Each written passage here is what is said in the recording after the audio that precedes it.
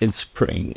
It's April and the weather might not be ideal, but still it's warm enough to go outside again. So which means I wanted to try some outdoor cooking again. Now, of course, I'm build a campfire and I start off with a cup of coffee and enjoy the nature for a little bit. But what I wanted to show you is something that I make regularly, which is hot dog or frankfurters too. Now, it's not complicated, it doesn't take it that much, but it is such a good filler for these colder days. Now, it's not the only thing that I make there, of course. I mean, just go there and make a stew is not ideal. So I also made some pork neck skewers marinated in some honey mustard, and a few were marinated in some teriyaki sauce. But pork neck takes quite a long time, and you need to cook it pretty slow. So to stay nice and warm and not just drink coffee all the time, have a nice lunch, I made this hot dog stew in between to, have a little lunch. And that is what I'm gonna show you. It's something I make regularly, or at least I bring it with me. And if I make it or not, that's up to me at that point, but usually it's being made so that I can have it nice in between. You can do it also with chorizo, salamis, you can do it with any other type of sausages. This time I went a little bit more Finnish. It's a really common dish here, gnocchi stew apparently. And I make it regularly, like I said before, but never realized I was actually making this. Now let's have a look how I made it.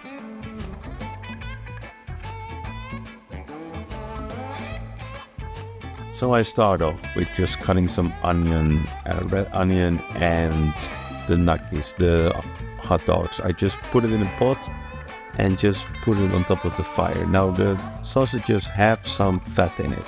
Every sausage usually have. So I don't add any butter. I use the salami or chorizo fat and fry the onions a little bit in that.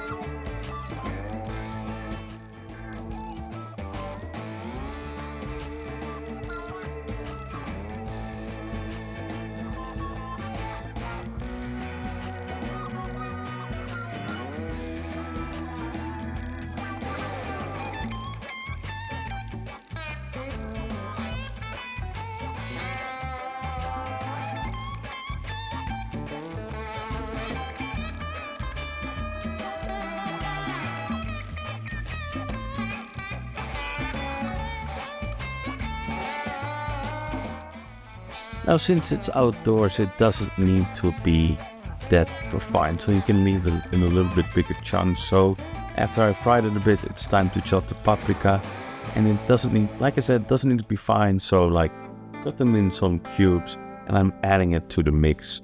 And I add right away my bag of frozen peas as well. And yes, I said frozen peas just because it's easier. I don't need to peel them there. It doesn't change that much on the flavor, and they get defrosted while I'm heating up everything. It's not going to burn as quick because it's protected inside the pot, and the pot is not under the super high flame. I try to keep it moderate.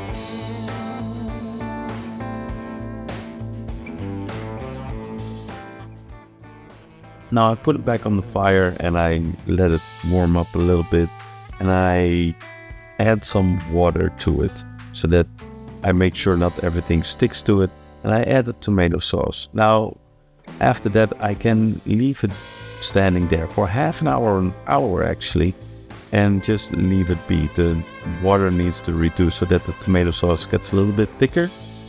But if you think after an hour, oh shit, this is reduced too much, just add a little bit of water.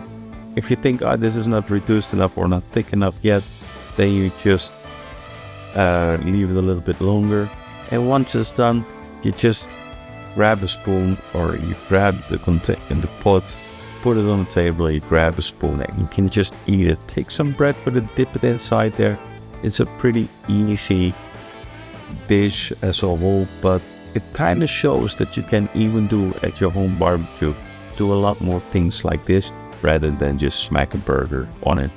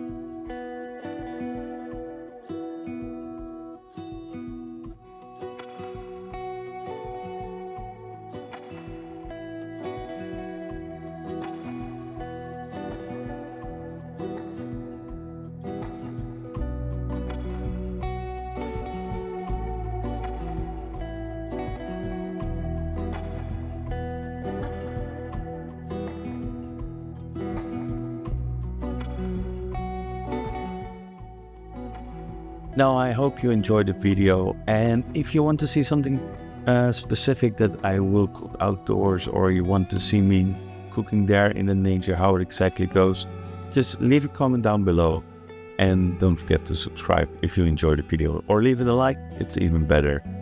I would say for now, have a nice day, and I hope to see you soon again.